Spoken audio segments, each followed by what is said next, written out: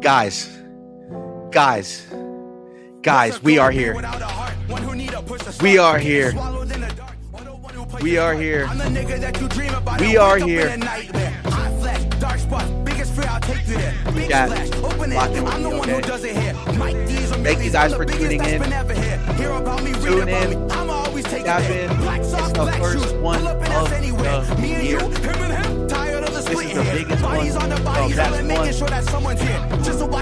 And as you guys know, it's me in the background. Emari's not in the background. A little bit of a freestyle jam. Couple of intros. Couple crazy things going on for you guys. Celtics just played tonight. You know what I mean? Celtics and the Bulls play tonight. I'm here with Mr. No Sleep Diet. Hold on, everybody. You already know, guys. You already know. As you guys can find him on End Zone Express, but also you guys can find him on at Bears.wire. You know, he's a Chicago Bears fan, and you know, shout out to the Bears. Hey man, this is a no boundaries type of show. You know, a very, very no boundaries type of show. Hopefully, you guys enjoyed the intro. Now that we are in this bed, Tyler, man, talk to me, bro. Talk to me. How was the start of your week, man? Talk to me. It's been good, bro. It's been good. It's been cold here, but it's been good. I'm sad the football's over, but baseball's starting soon. We got basketball to talk about. I'm excited, bro. I'm excited to be here. Hey, man, I will tell you, baseball, guys, you guys already know. Bi-Coastal Baseball Podcast is going to make a return. And you guys know we already got to give a shout out. He is not here on the panel with us because he's not a big basketball guy, but he's a Raptors fan. So he watches the Raptors. But we're not talking about the Raptors tonight. We'll probably get into the Raptors in a couple days. But I want you guys to give a shout out to Ben real quick. W's in the chat for Ben. W Ben. We need W Ben's in the chat because Ben is also a show producer, man. If you guys are Discord, you guys go in Discord, we do final scores, we do coaching announcements, trade announcements, all that type of stuff. Right now, Ben's doing all that manually by hand.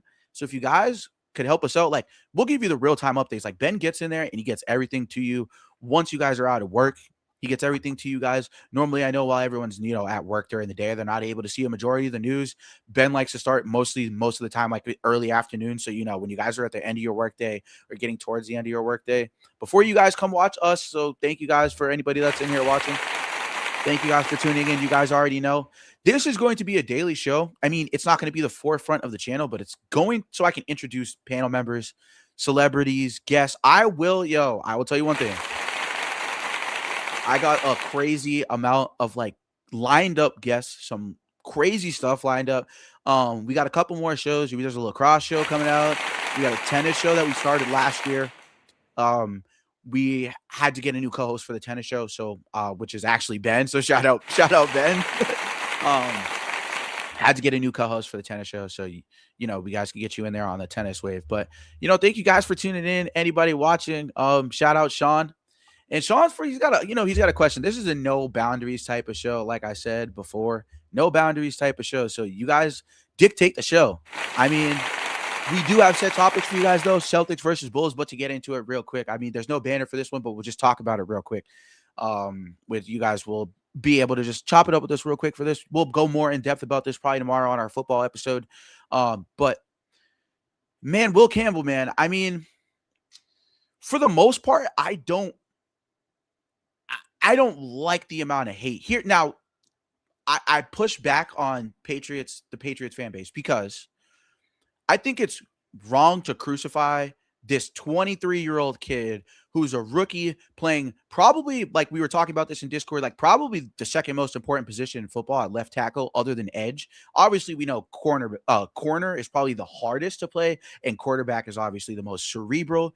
And honestly, it's the most taxing as far as having to do both at the same time.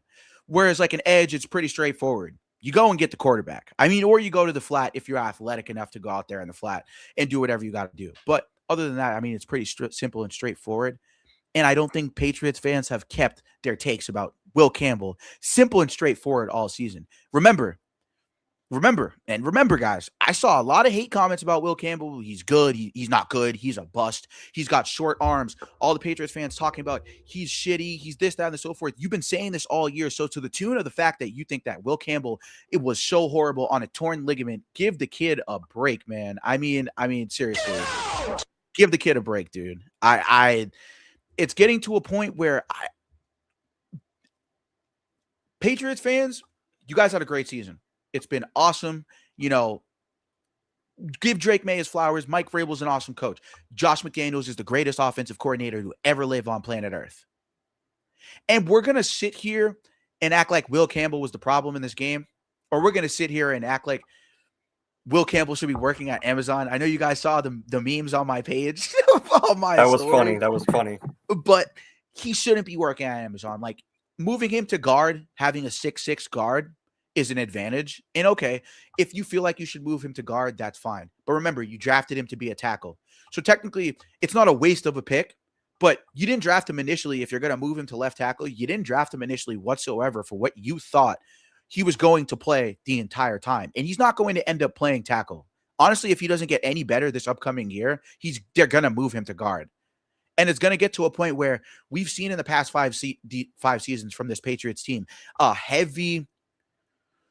it's been a heavy rotation of guys that have come in here on this line, and they just haven't been able to produce, whether that's the interior line, the outside, even center after getting rid of Joe Thuney. The line hasn't looked the same. Dante Scarnecchia, ever since he retired, the offensive line hasn't looked the same. The coaching has been an issue.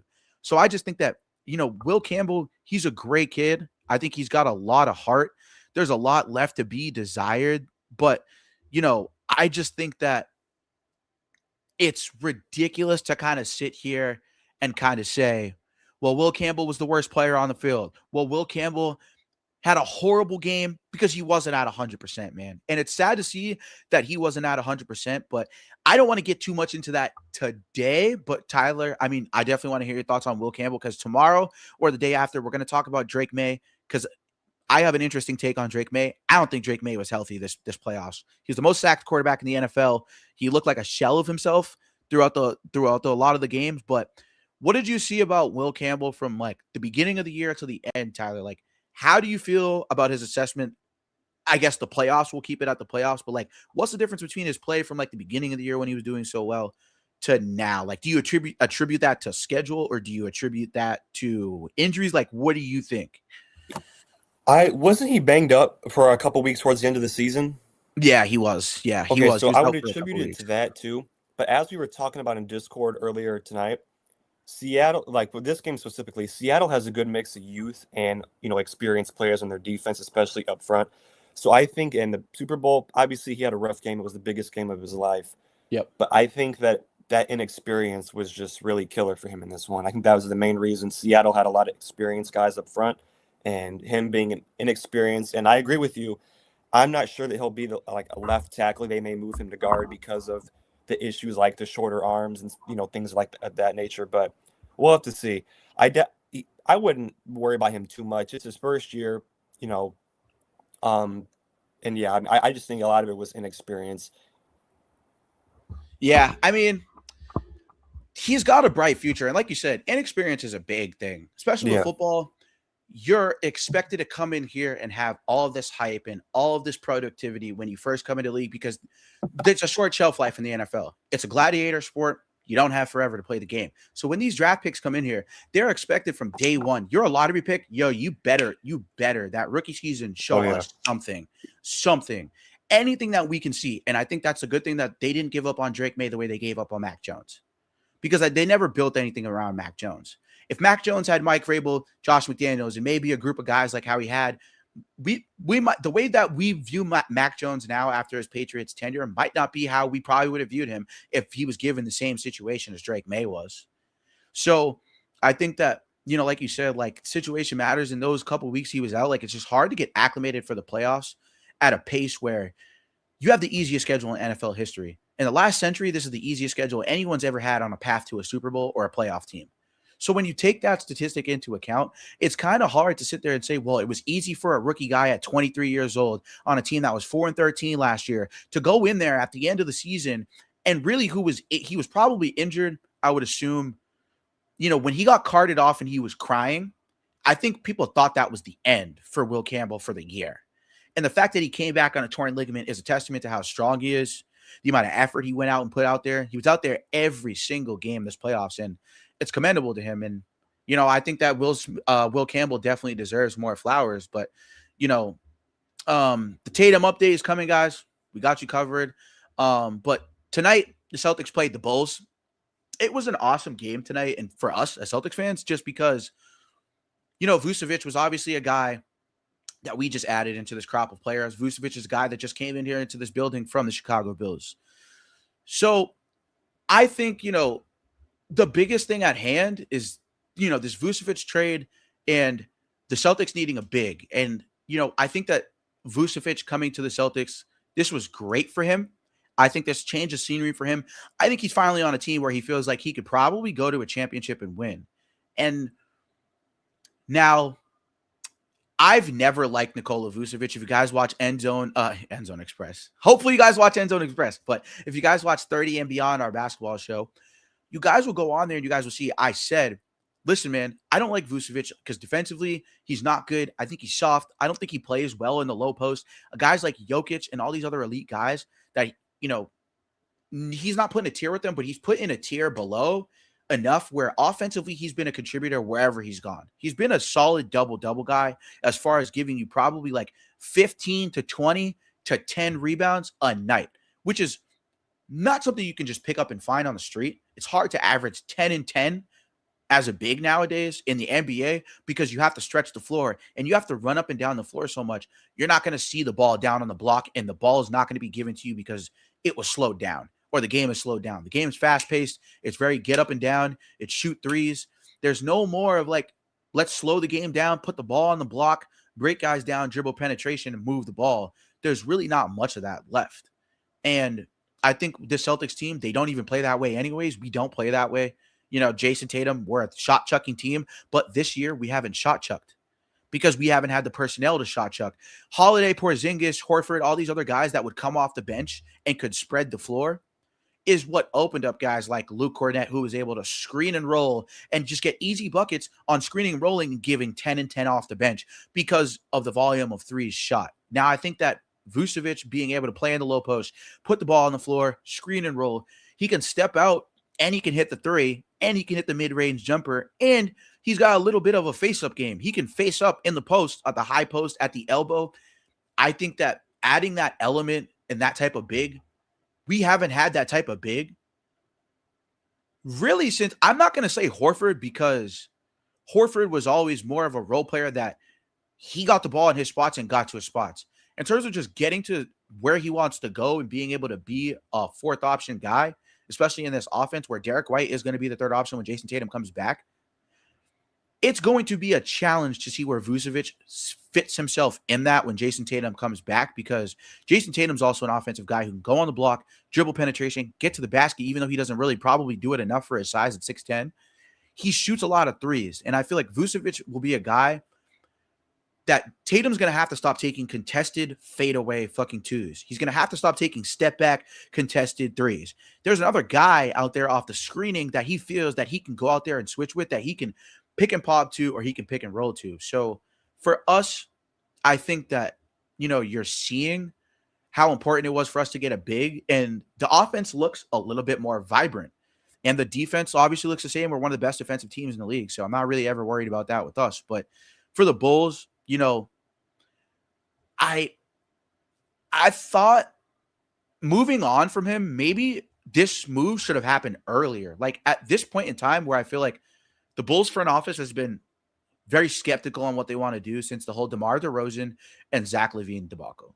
Like that was a big debacle. And I think that was supposed to work out. And I had very high hopes for that team to work out. But it's just two guys who haven't really been healthy, and two guys who, one of them, they're both amazing scorers, but both of them defensively, the effort hasn't always been there.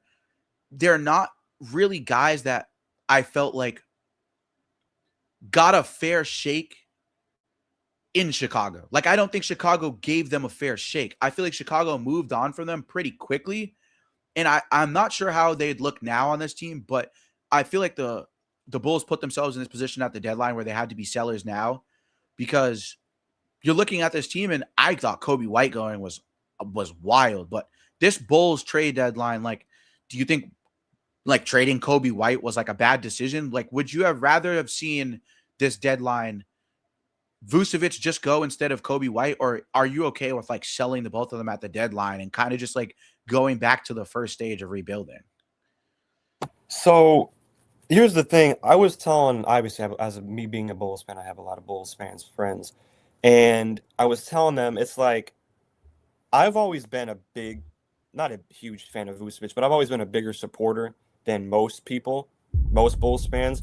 However, moving off of him now, I'm not totally against it. It's just like what we're getting in return for these guys, and the same thing for Kobe White. Like, we're getting a bunch of guards, and it's just like, and we were supposed to get 3 second-round picks. We ended up only getting 2 because Kobe was hurt when we traded him, and we didn't. Our front office, I guess, didn't tell them, so we ended up only getting 2 picks instead of 3. But just solely talking about him, moving off of him, I mean, I don't know how to feel about it because we made the moves for Ivy, and now we got Simon, so we have a couple other young guards now, or Ivy's younger than Simon's, but like, so it's just like I guess we're resetting at getting younger because Kobe's been playing since like 2019, but he's not old at the same time, so it's like if we kept him, I wouldn't have been against it. I was more so for keeping Io and moving off of Kobe, but I expected us to get more for Kobe than what we did. That's what I wanted us to keep Io, honestly. I truly did, because to me, Io, he's not a better player, but he's a better defender than Kobe. Kobe's got better offense. But I felt we could get I did want us to reset and get even younger and just honestly move off with the majority of these players, as much as it hurts to say, because I do like these guys.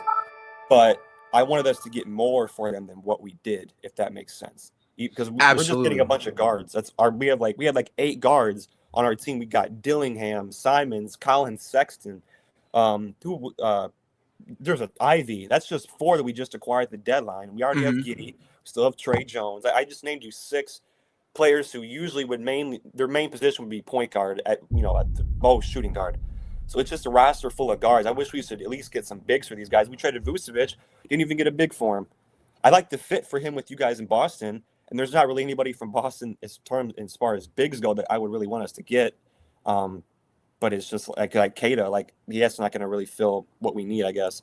But I don't know. I just wish we would have gotten more for these players than what we did. So yeah, no, I think that's a great point. Like the last point you made was awesome. Like I feel like it being a guard-centric team, kind of now you're in a situation where you gotta move off of these guys. It's like it's weird at the time to go guard heavy at the trade deadline at the position you are and your organization. Like I felt like that was odd. Like it's just an odd move and a couple odd moves, but it just doesn't seem like the Bulls know what they want to do. Like they just have no direction as far as how far they want to go, because I don't think they thought the Levine and DeRozan thing was going to crumble as fast as it did.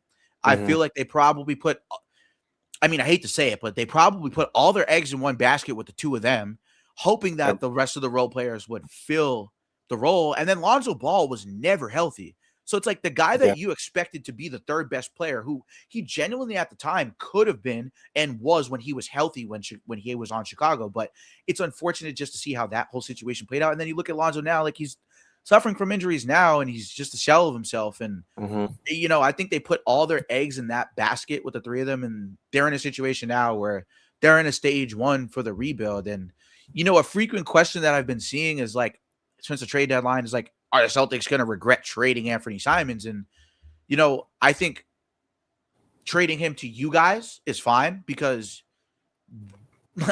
we're not going to see you guys in the playoffs probably, or we're not afraid of seeing you guys for the next couple of years, to the point where it's like, okay, we gave you guys a volume scorer. Honestly, I actually didn't want to let go of him, like whatsoever. Like I did not want to get, like I've loved the Portland Trailblazers. Like that's my second team. Like I've always loved Damian Lillard. Like I've been a fan of them since Brandon Roy. Like I've always been a diehard Celtics fan, but like Portland's always just been a team I've loved and like want to root for them to do well the same way I root for the Celtics all the time. And like being a diehard Portland fan too, as well as being a diehard Celtics fan, like it's just I see the difference in front office moves and I see the difference in what they do with their players that it's just like, there was contemplation about giving up on one of Tatum and or Brown. And like Portland gave and like there was conversation about giving up on Dame and like trading Dame for a haul. And like I'm just glad that like both organizations stayed pat. But I feel like now that in this situation, like the Celtics had to sell so much, kind of like how the Portland Trailblazers ended up having to sell at the deadline once because they didn't have enough actual key pieces to keep around Dame for them to be like, all right, we can actually go to a championship. And I feel like Dame carried that situation so much that Anthony Simons learned from those situations and he learned how to play from Dame. So him not getting a fair shake with Portland, I feel like Portland should have kept him. And I feel like we should have kept him. I got lucky seeing a player who on one of my other teams, on my other team, well, the only other team that I really am a diehard fan of, my only other team that I'm a diehard fan of, he came to my hometown, born and raised team, Boston, baby. You already know, like, I'm excited. Like, Simons is in here. He's in the building, and he starts scoring for us. He's playing great. This is the first time defensively I've seen him be engaged. Like, throughout 4 quarters of a game, consistently this year, he's been engaged. He's just been out there doing his thing. And I think that the biggest thing with Simons is that he learned how to play within a system. I think the problem with Simons that people were skeptical about moving off of him was, okay, well, he's the system here in Portland. How's he going to fit not taking this volume of shots? And he was putting up 20-point games still off the bench for us. And I never felt like he got a fair shake. And, sad to see him go. But, I just feel like we never gave him a fair shake. He didn't get a fair shake in Portland.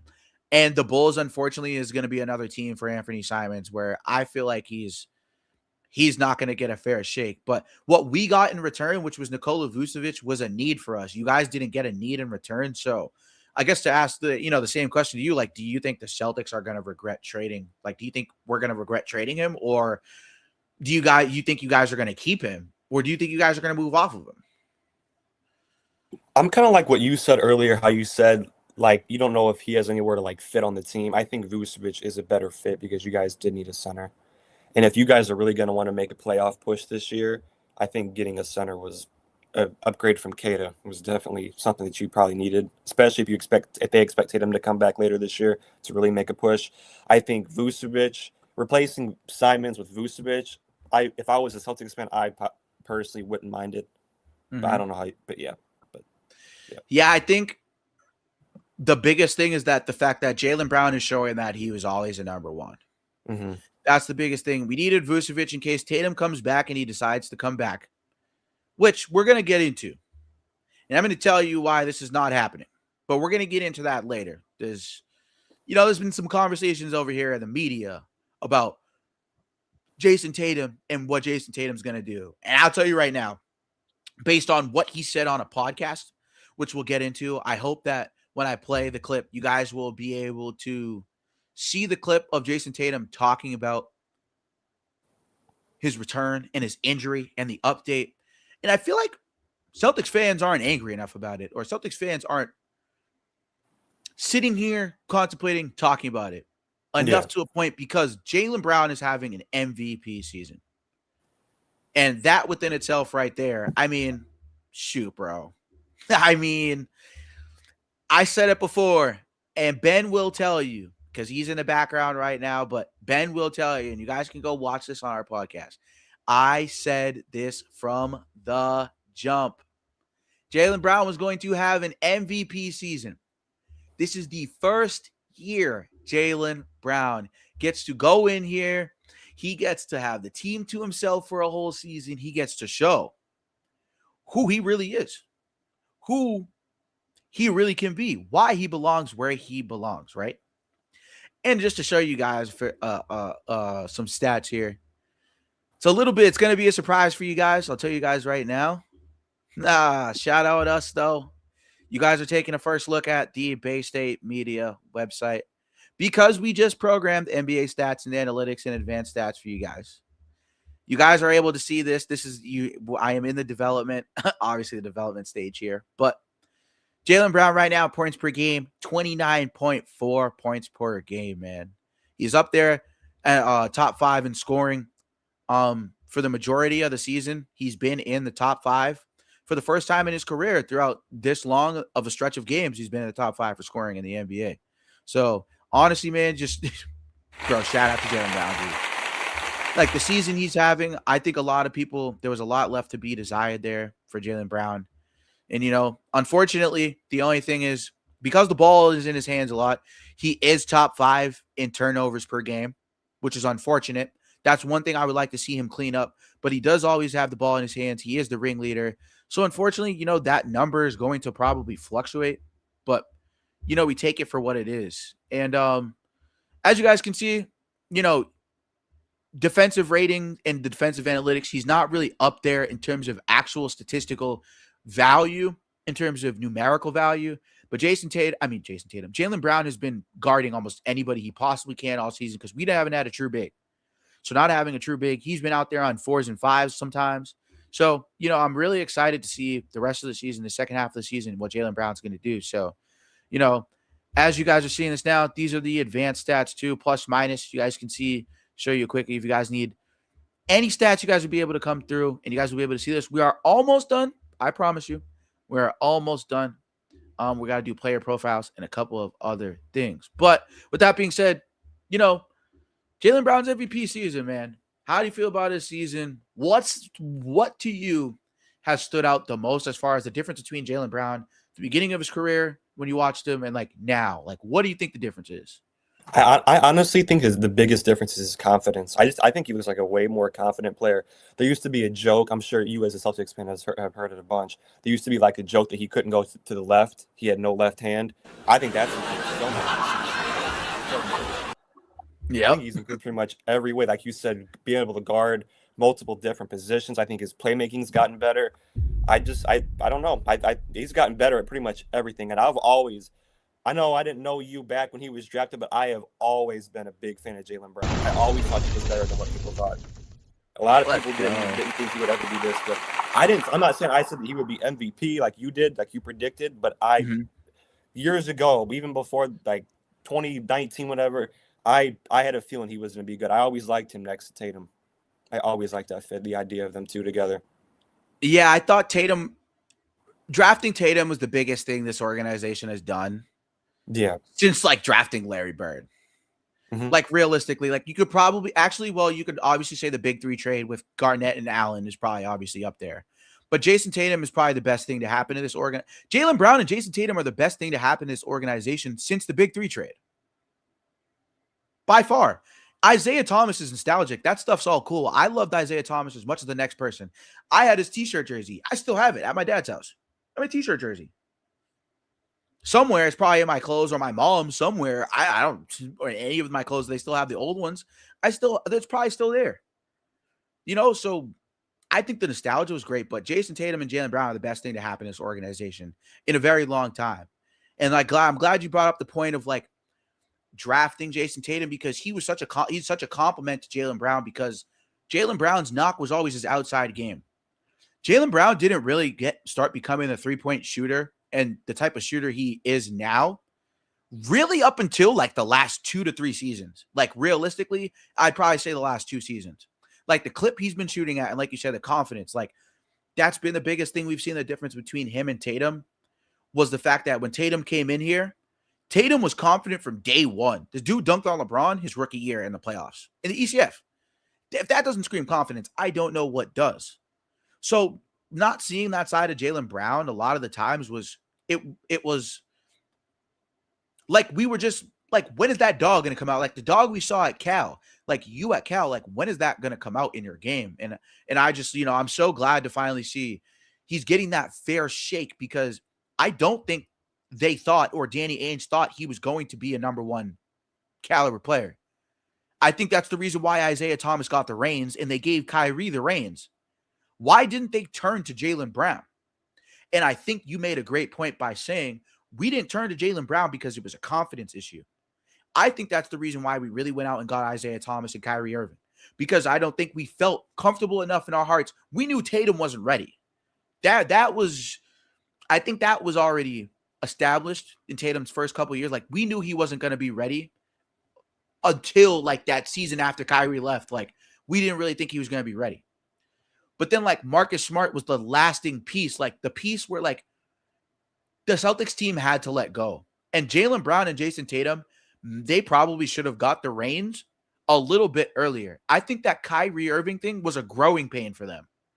Like I think that hindered, like it was a stunt in their growth. Like Kyrie going there and playing with Tatum and Brown, it was a stunt in their growth and them becoming the duo that we see now. Because the question mark was Kyrie going to be the guy? Because this was for Kyrie's first situation where we looked at Kyrie's situation and we were like, this is Kyrie's team now. He's already been an NBA champion with LeBron James. And mind you, Kyrie Irving was my favorite player. But what Kyrie Irving did in Boston, I'll never forgive him for that shit. I'll never forgive him for that shit. He's the reason that whole situation is the reason why he stopped becoming my favorite player. You did us dirty. You did us dirty. And it was soft of him to do what he did to us because he could have had that ring that Tatum, what they going to say now and all that. Kyrie could have been there. But I'm actually in hindsight as a Celtics fan, in a Kyrie fan, glad and very, very glad that we didn't end up giving Kyrie the reins for however long, because Jaylen Brown and Jayson Tatum should have had, in hindsight, now that we're looking at this, and a lot of Celtics fans probably won't admit this because they won't see it and dissect it that way. But that's the reason why we were having conversations about, is this going to work? The reason why Jaylen Brown and Jayson Tatum were sitting down and having conversations to each other about how are we going to make this work? Everyone's saying we can't do it. Are we going to listen to everybody else? When they finally sat down and had that conversation, I'm sure they probably sat there and said their growth was probably stunted because of the fact that there was two other guys that were brought in here to be the man on this team. When the reins always should have been in their hands, always should have been riding the horse, driving the cart the whole entire time. They should have been at the wheel the whole entire time. And this is something that I feel like Celtics fans don't understand either.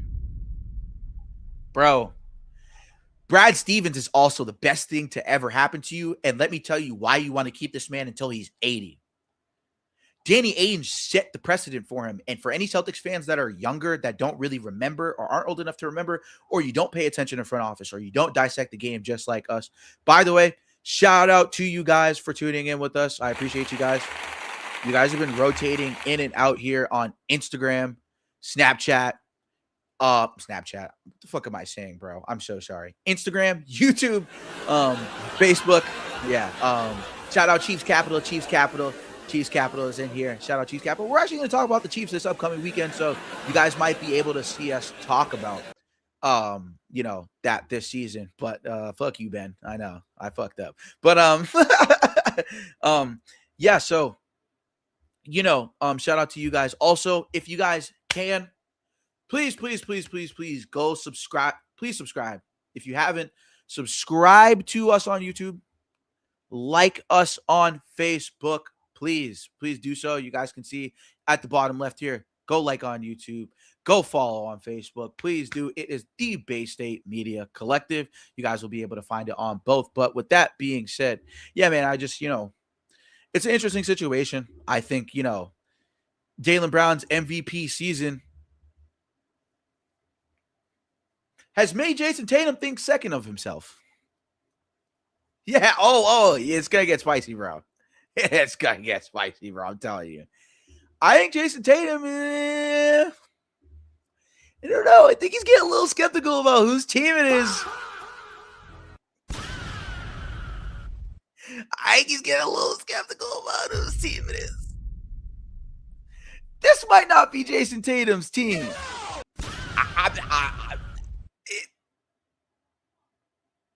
It might not be.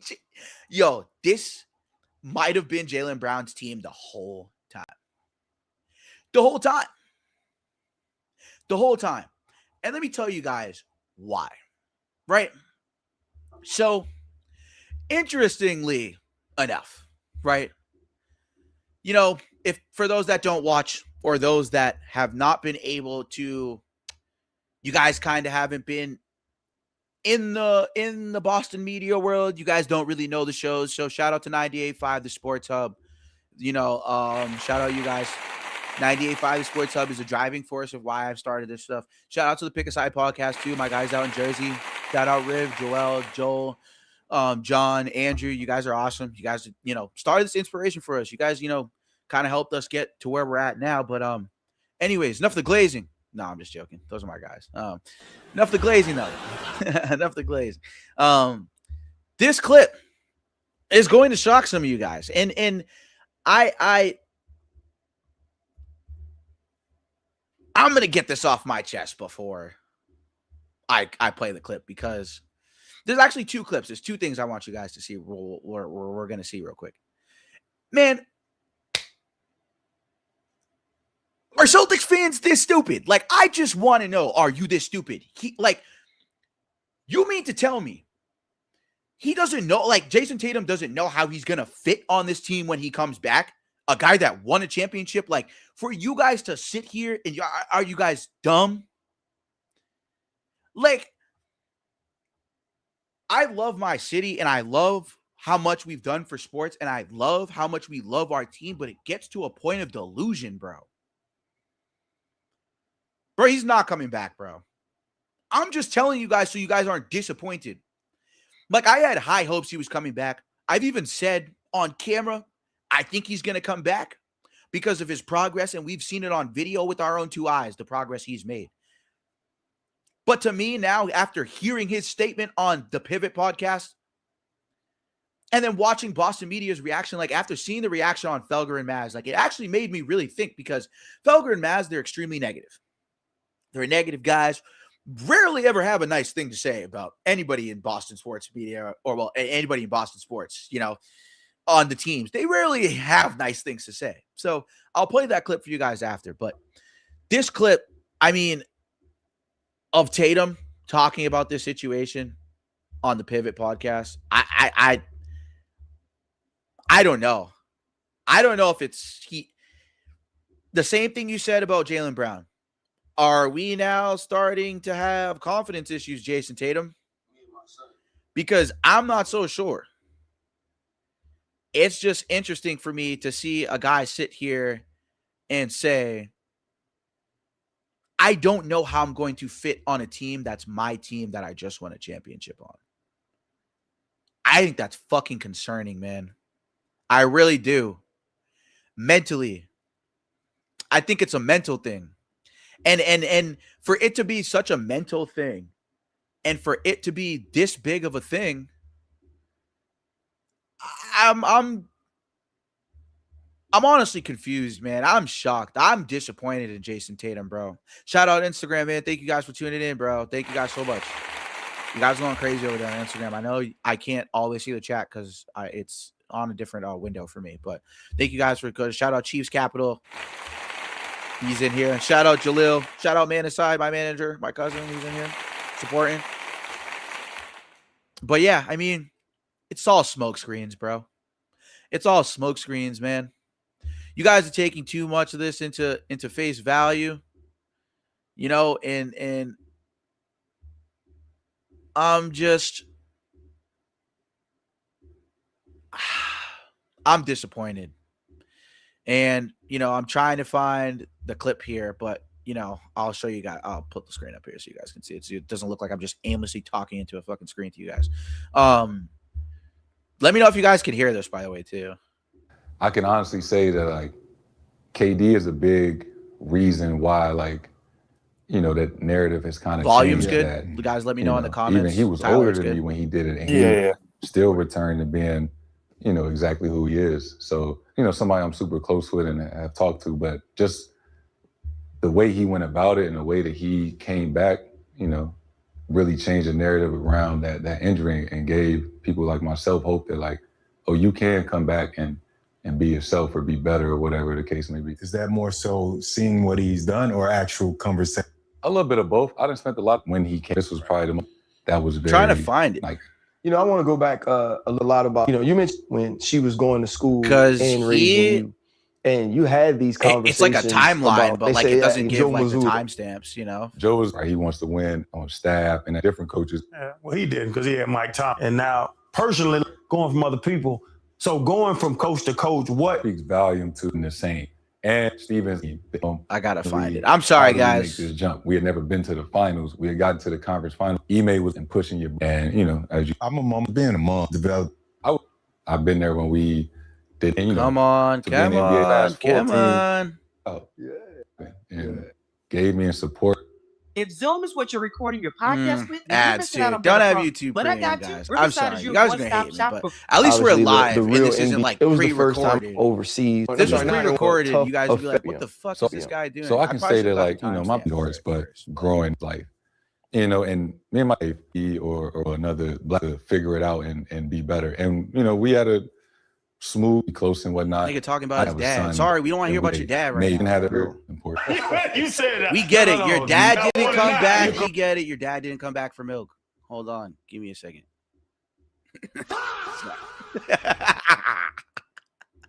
You know, and then, I thought this was cool. He was actually talking about his dad, and he played, like, he was 15 years old. It didn't come back from milk was a joke, by the way, guys. Don't take that shit fucking seriously, because I know how sensitive this fucking world is. That was a fucking joke. My bio dad, he left too. Don't worry. I have a dad, but, you know. Anyways, he played against his dad for the first time when he was 15. That's crazy. His high school team played against his dad. His dad's high school team.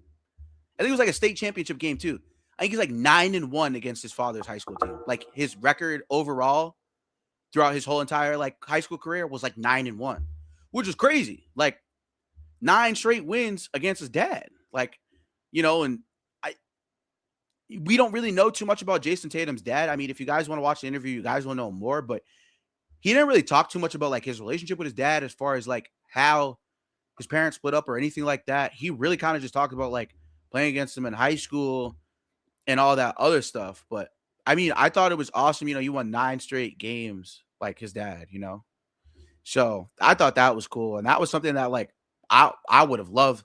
Like if my dad was a coach of another team, like I would have loved to go up against my dad 1,000%. My dad was awesome though. He was always at my practices. He was at every game. My dad was super supportive. It's so weird that I can't find this because I feel like it was in the earlier part of the video, and I need you guys to see it because it's too long for me to explain.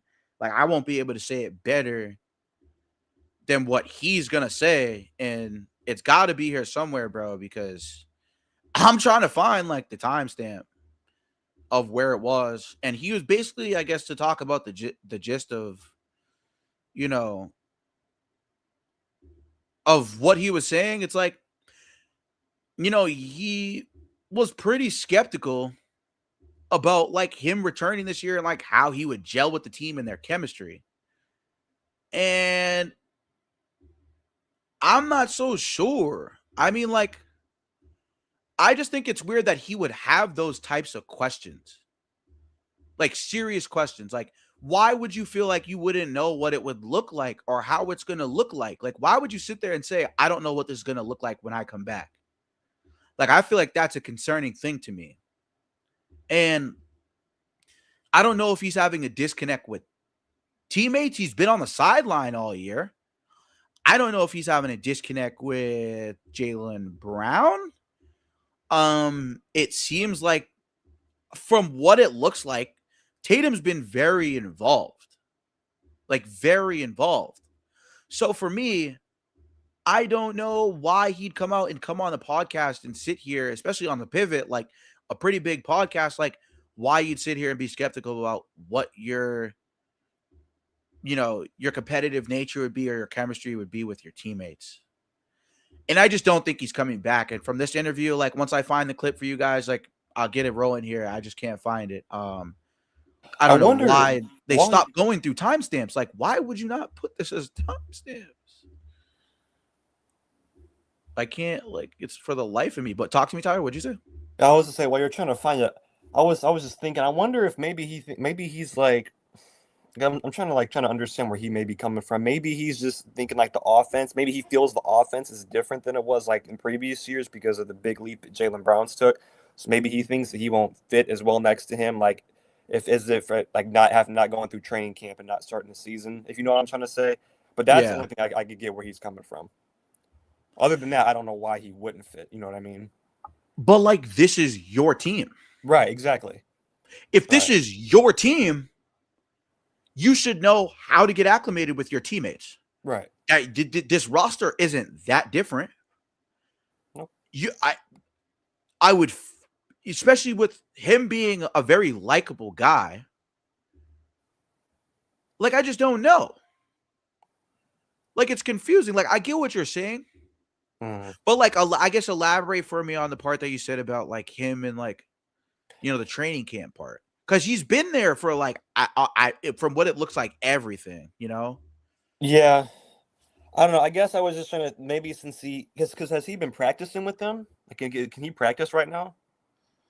Like, he's been doing activities and he's been in the building while they've been at practice, and like he's been like, I've seen videos of him being at the facility and like but I don't know to the extent if he's doing like 5-on-5 contact drill. Like, I don't think he's doing that type of stuff. But maybe he's getting acclimated in small-sided stuff.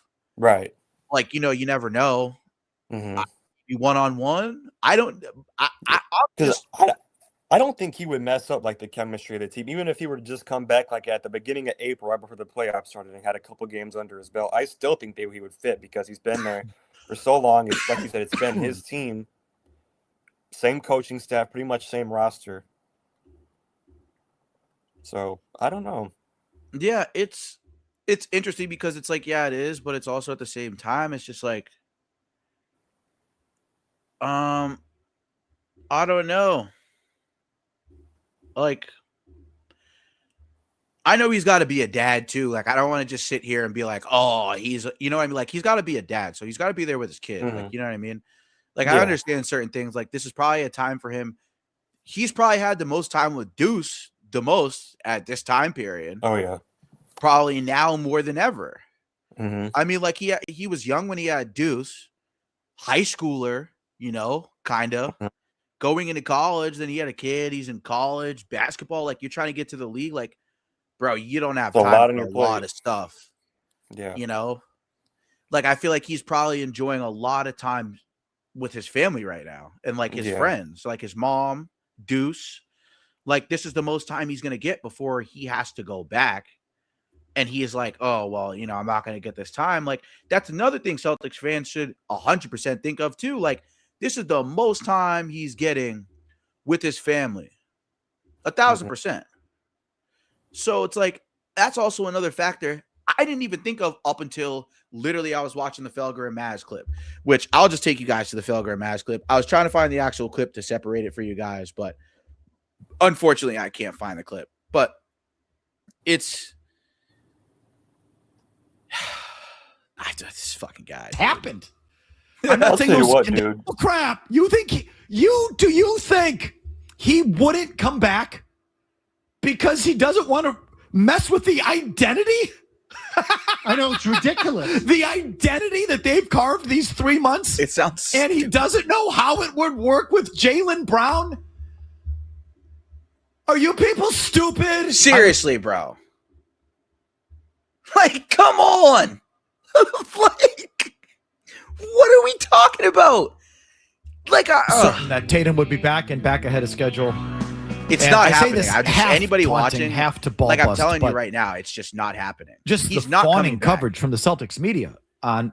He's not. You remember the whole thing about how quickly they got him into surgery and how smart that is, and how that just is the crucial piece to someone recovering from Achilles tears, how quickly you get into the surgery. And because they were on it and smart and connected, they got him immediately into surgery in New York City, and he's going to be way ahead of the game. And right. It's like, oh, good God, guys. Like, of course, that's what the Celtics media reported. But either way, I mean, I bought it. I didn't think they were lying. Or maybe they were just doing the usual thing, which is there's never a bad day. The rigmarole. Well, it's also easier to buy because Tatum himself keeps putting out these workout videos where it looks like. And mind you, anybody watching, shout out to you guys watching YouTube, Twitch. I saw there was influx there that just popped in here. But if you're still in here or popping in and out, just remember this. Like, just remember how weird this is. Like I don't get why he, like I said before, I don't get why he would go on there and talk about shit like that. But Jayson Tatum is not coming back, bro. I'm telling you guys, like the fact that he was as skeptical as he was in general, just about the team chemistry, like it leads me to believe, like it's leading them to believe this is only what we're going based off of in terms of how do we actually view this situation? Are we actually concerned because, hold on, I got to hide this just so you guys can see like the show and like what they're talking about. But I want you guys to understand like how important this interview that Jayson Tatum did with Pivot is, because if he feels like he can't come back to this team this year because it's a chemistry problem or this team has carved out an identity for itself, you don't think you're good enough to enhance that? That tells me mentally you're having a situation where you feel like you can't, excuse me, you can't come back because you feel some sort of way mentally about your confidence. I mean, am I right? Am I wrong? Like, that's concerning. Fuck, bro. Like, that's like a thought process. I didn't think we'd be sitting here after all the stuff we've seen, and this would be the thought process. Like, it's just... He's ahead of schedule, right? So I'm just talking about in the immediate aftermath, but then every step of the way, look at Jayson Tatum, ahead of the schedule. Look at how he looks. Look at his recovery. He's coming back. He's loaded for bear. He's coming. And Jayson Tatum said it just as he said it in his own words. You think I'm doing all this just to do all this? No, I'm working this hard because I'm coming back. That's what he was telling everybody, and that's how he was carrying himself. And, you know, again, from the second he had the surgery and all those positive reports about how quickly they got him under the knife and how smart they were, from there until last week, it was like all systems go. Here's a full hour workout in front of the media. He's slam dunking. He's not even out of January, and he's dunking the basketball. Here we go. Here comes Tatum. And then in the last 3 or 4 days, it's like, hard breaks. And now he's not even sure he's going to come back and is contemplating it. We'll play hard breaks. And the reason why I'm showing you guys this is because this was my thought process when I watched the Pivot podcast. This stuff, Felger and Mazda, and I rarely ever agree with these guys. Mind you, I actually rarely ever agree with them. But this was my thought process. And mind you, Felger and Maz are very like, they'll stick to their guns. Like, they don't care. Like, they're going to stick to their guns. And I'm glad they're sticking to their guns on this one, because it's like, bro, this is just an asinine conversation we were having because Jayson Tatum somehow is feeling skeptical about the state of the team or the state of how the state of the team of how he would come back, because Jaylen Brown's been the leader. So does that mean it was Jayson Tatum's team the whole time? And now that Brown's getting a fair shake, like, does Tatum feel like it was never his team in the first place? Like, did they just draft him and he felt because of where he was picked, it was his team, and like what he's meant to the franchise, like it was his team and he was supposed to be doing that because it was his team? Like, did we genuinely think in any shape or form that this would be the stunt of the growth of Jayson Tatum coming back? Bro, if you were to tell anyone 2 months ago when those videos first came out about Jayson Tatum being there and he's dunking on 2 feet now off of, and then he's dribbling and he's doing all these drills and he's going full speed, and yeah, it was all smoke screens, bro. It was all smoke screens. It had me fooled. That's why I'm coming on here and talking about it, because it had me fooled 2 months ago. And then and then I really started getting to thinking about it, and I really started thinking to myself, like, okay, it's an Achilles injury. This team is second in the East right now. No one thought we were going to be second in the East. Everyone had us in the play-in. I had us at worst 6 seed, like at worst. And I think we've been a 6 seed at worst. At any point in this season, we've been a 6 seed at worst. So this is why I tell people, like, it's a long season, but also you are who you are after the All-Star break, right? And this All-Star break is now happening in here. And if this Celtics team regresses, he's not coming back. So for Celtics fans that honestly were so pressed and excited, pump your brakes. Pump your brakes. Because as a Celtics fan, I'm pumping my brakes. Because this is one of the biggest pump fakes for an injury I've seen in a long time. Like, this pump fake is insane. I'm talking like MJ, Michael Jordan, Kobe, one hand, you jumping up in the air to the high heavens of earth type of pump fake. Like, this is legendary. And the fact that, like, no one's seeing this, and Celtics fans, none of you are mad enough about this. Like, I think that's the issue. I think the issue is that Celtics fans, you're not talking about this enough. You're just thinking, oh, he's just supposed to say that because it's media. No. This is a different tune than what we've been hearing almost damn near all year. And even before the season started, there was real talk of him coming back regardless anyways, March, April, before the season started. So the fact that now that this is happening, and I know you Celtics fans, you guys have seen this, bro, he's not coming back. And this is the thought process I need you guys to have. Jimmy started to play it and then stopped this Tatum cut to Ryan Clark on his podcast, which should have been a big red flag. So for anyone who just came in or is watching, this is the state of where this team is going as far as with Jayson Tatum. But this is what he said on Pivot Podcast, so you guys can hear the clip. But because no one just looks at things critically or cynically anymore, it just went over everyone's head. If I were a Celtics writer and I heard this interview with Tatum on that Ryan Clark thing, I immediately would have said, what? Yeah. Something's up. But because our thing is over, Maz, the thing is lost. The quarterback has a bum shoulder, and they asked the coach about the effing movie for half the press conference. And Jayson Tatum gives just a completely loaded, specious answer about his return. Everyone just said, oh, no, it's just so depressing to me how our thing is lost. But anyway, what the hell do you think's going on here? Well, to me, it's one of two things. Either the thing has been a sham from the beginning, and the Celtics had no intention of ever playing him, and they just... Do you think it's the Celtics call? In part. I don't. So, and when I say in part, meaning Tatum, can make the decision, but they also can influence him. So if you're telling me the Celtics have been discouraging him, I think they're telling him no. I think they're telling him no. Like, I think he's going out there and saying to people, like, I'm going to play because he thinks he's going to go out there and play. Bro, what if they don't want him to? That's true. The team's playing great without him. That's the scary part. Was that ever a thing? I mean, like you just said, playing great without him. If I was a Celtics fan, and even if he doesn't play this year, I would still be extremely happy because look how well you guys are playing without him. You guys are what, the 3 seed, 2 seed?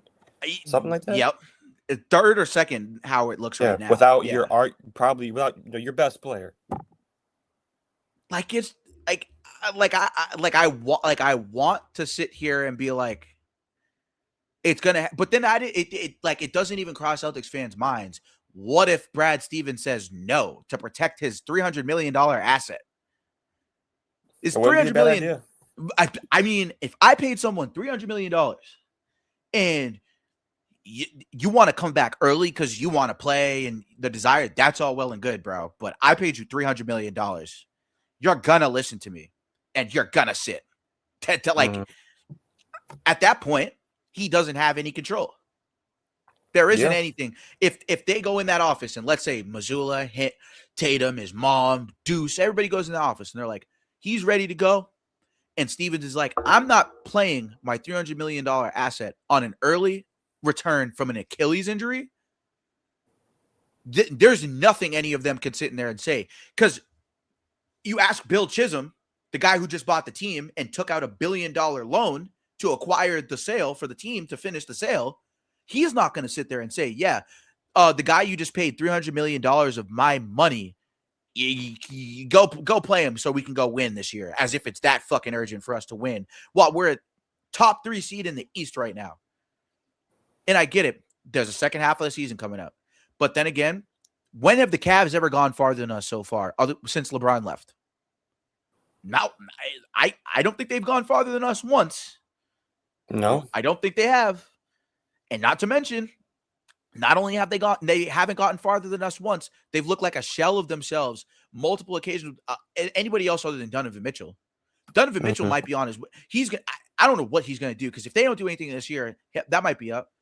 So it's like you're looking at all these things in the future. The Knicks are still the Knicks. They suck. We own you. You haven't won anything since 1974. We're never going to be scared of you. And then it's like the Raptors are still a growing team. They're still trying to figure out their situation. Although that's a team I probably might be scared of in like 2 seasons, maybe probably to contend for the East. Like that's a team right now within the next, like this year and the next year. Like I'm probably not worried about them. And then Giannis is leaving. We don't even know where he's going to go now. Like, right. Anything could happen this offseason based on the moves and the pieces that just moved around. There's anything that could possibly fucking happen. So now that the assets moving around and these things happening, like, what's the rush?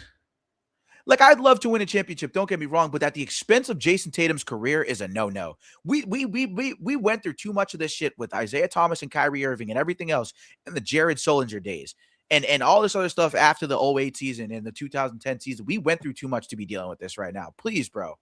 Have just him back let fresh the guy next sit. season. Yeah, dude, just sit. If we somehow go to it, and let's say we go to the finals, right? Let's say Without we go him? to the finals. I mean, he might. If we go to the finals, he's gonna be back. Well, yeah, you're talking about go to the finals without him? You know what I mean? Like, if we go, he's gonna be back by the finals regardless. Like, I feel like that's a situation where they'd say, okay, you're 12 months removed. You're a year removed. Like, you tore it in the playoffs last year. Right. Like, okay, we're here in the second round. We just won the second round. Let's say that happens. And it's the ECF. Like, yeah, then it's like, finals. all right, let's go. Yeah. Like, it's time to go. Like, I know we've been Right. playing all season, but like, you're Jayson Tatum. You've been practicing with the team because he's going to get acclimated with practices before he gets to that point. So if they get that going, like, they just have to get there. And I think Celtics fans are too pressed for the situation for them to be sitting here and saying, oh, he has to return. It's just not going to happen. And I'm telling you guys straight off rip, like, it's not going to happen. It really isn't. And sorry for anybody who's watching on Instagram. If you came to YouTube, came to Twitch, I apologize.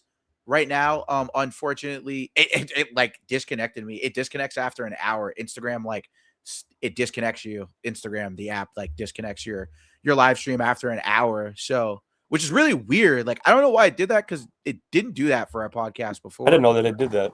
Yeah, it says Instagram has disconnected the stream. They currently disconnect streams after 1 hour for most users. If you want to continue streaming, you can remove this destination from the stream. Can you restart the stream? Yeah, I can. I can restart it on there, but I'll do that while the clip plays for you guys, so you guys can see the rest of the this clip here. Their wishes were for him to take the year off. I believe you. I think that's entirely possible, if not probable. It's a players' league. It's his team. He runs the show. If he wants to come back, he comes back. So I agree, but he also doesn't strike me as the kind of personality that would knock the door down if they told him no. Like, we don't want you to do this. We'll tell you why. And if they keep working at him, he'll eventually cave. That's too bad. So, and again, that's just my opinion. I'm not telling you that. You know, Jaylen Brown, I think, would react differently. I think Jaylen Brown would say, F you, I'm playing. You don't like it, sue me. I think most high-level athletes would. I agree. I think Tatum is a little passive when it comes to stuff in general. Just my 2 cents. Yeah. No, I know. He carries himself that way. Yeah. So either the whole thing's been a sham from the team standpoint, and they just wanted to sell you the illusion of a season and the lore of Tatum out there. Yeah. Or something happened and he re-injured it. I'm going to defer to the second thing. I mean, and I agree the team probably felt that way. But it's Jayson Tatum. If your best player and one of the best players in the league and a champion and all-NBA guy wants to work hard and come back from injury and play basketball, he plays basketball. That's what you do as a team, whether you want it or not. Right. And if the player insists, you stand down and you acquiesce to your player, the franchise. So I'm going to defer to something that it just didn't go right, or something's happened here. And it all should have. This answer to Ryan Clark is just like, is so obvious, everybody. And, I read a story in the Herald where like they just sort of take it at face value. And was it Skaz last night talking about it? Like, listen to this. He's doing a podcast with Ryan Clark, the football player, ex-football player. And he's asked about, is he coming back? And his thoughts about coming back. And this is what he says. That's something I contemplate every day. More so about, the team, if or when I do come back this season, like, they would have played 50 some odd games without me, right? So they have an identity this year or things that they've, felt that has clicked for them. And it's been successful, right? Third, second team in the East up to this point. So there's a thought in my head is like, how does that work? Or how does what? It look? Guys, just stop. What are you saying? What? No idea. Huh? Like, what made that, what made you wake up and think to yourself, I don't know how this is going to work? Dude, you just won a championship. I think this is the team telling him to pump his brakes on coming back. I think they're telling him no. Genuinely, there's nothing you can tell me now after, obviously, hearing that or hearing anything. How can you hear that and be like, oh, he's going to play it this year? Dude, come. What are we doing now? I know ticket sales aren't down. I know views aren't down. I know none of that stuff's down. No, that's never been a problem in this city, really, has been payroll or revenue for this city when it's come to teams. That's not an issue. So there's no way we're not having problems filling the seats. So why did you tell us, you're going to come back and you're ready to go? And no, you're not. Clearly. Because if you're sitting here talking about, oh, this team has an identity, they told you, bro, you're not playing. They told you you're not playing. You went out there on your own volition and you said, I'm going to go out there and I'm going to come back. You did that on your own, and they probably like, you know what, shut the shit down. They're probably like, shut the shit down. And I can't blame them. I can't blame them because it's just that. How does it work? I know. So this to me, this comment blew me out of the water. The report is one thing, but him saying this to me is like, you've got to be kidding. The people that cover the team and follow the team, how do you not stop right there and say, what is going on? Jayson Tatum is asking, how does this work? He's been playing with Jaylen Brown for, is it 8 years or 9?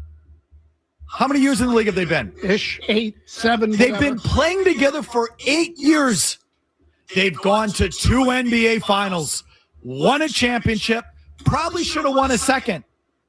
And he asks, how does it work? What bull crap. Come on, guys. Use your head.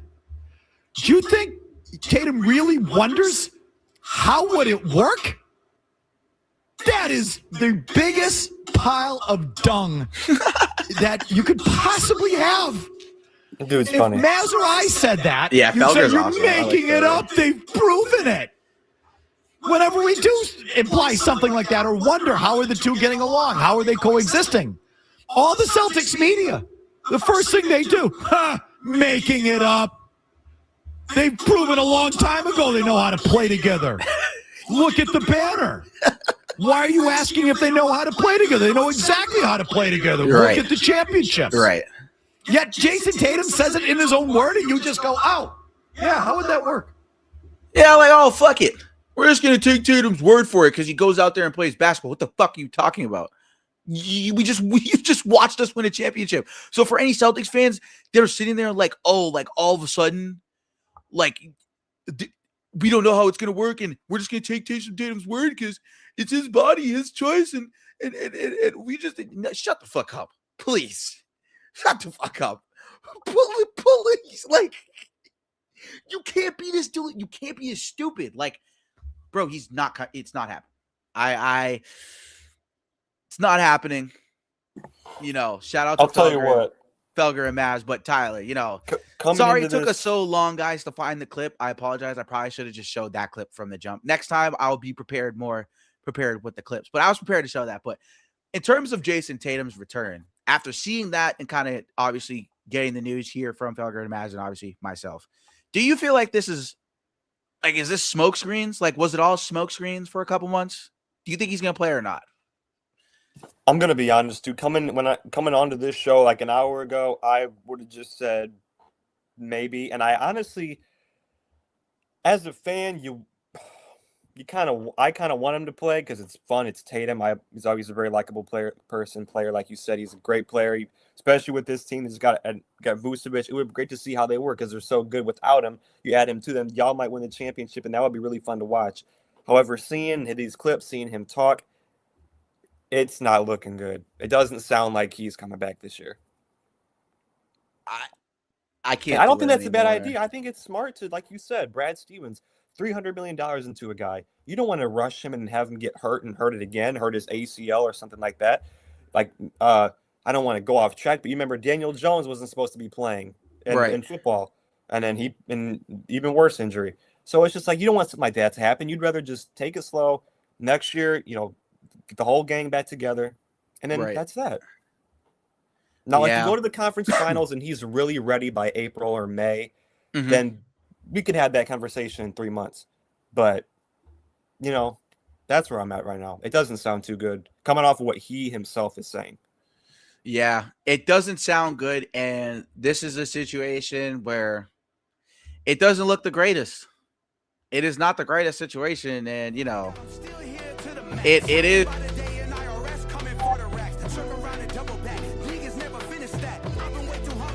Thank you guys for tuning in. I mean, I hope he does return. I do. I hope he returns. I do too. He's so fun to watch, dude. He's an awesome basketball player. But thank you guys for tuning in to the Emari Scott Show. Appreciate you for having me on, bro. Absolutely, bro. You guys will see a lot of Tyler. You'll be in here a lot. We got baseball. You guys will see Ben. Ben will be in here for hockey. You guys will see Ben for hockey. We'll get some Canadians talking that bit. You know what I'm saying? But, shout out to you guys for tuning in. Thank you guys for pulling up. It's been an awesome hour. Like, I look forward to doing this every day and, mix up the topics. We're not always dreading talking about football or baseball. You guys will get lacrosse. We'll talk about movies, TV shows. We'll pop in. There are Marvel movies. Yep, Marvel movie. Absolutely. Star Wars. Like, I just finished. For anybody watching who watches Power, I just finished like season 3 for book 4. I don't want to spoil it for anybody that hasn't watched, but somebody from book 2 returns, and it's fucking awesome. I thought it was cool. Get a little reunion with Tommy and a name to not be named, but it's been awesome. Tomorrow I kind of want to get into some a little bit of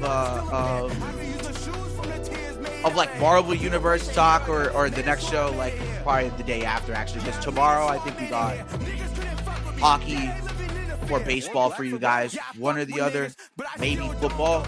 We don't know yet, but we will have something for you guys every day. The Emari Scott Show will be every day.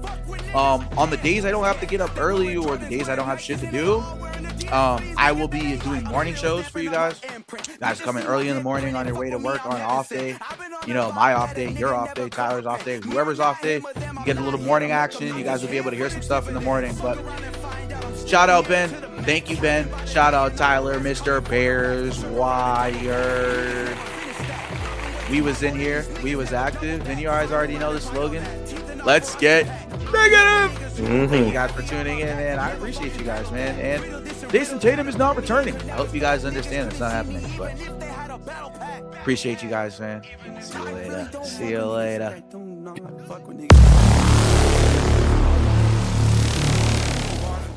Black for black.